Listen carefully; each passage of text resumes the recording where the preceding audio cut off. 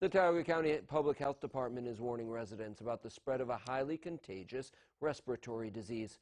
Multiple cases of pertussis, or whooping cough, have been discovered over the past few weeks. Symptoms of whooping cough include rapid coughing followed by a whoop sound, coughing that results in vomiting, or exhaustion after coughing fits. Anyone with these symptoms should stay home to avoid infecting others. For more information, visit binghamtonhomepage.com.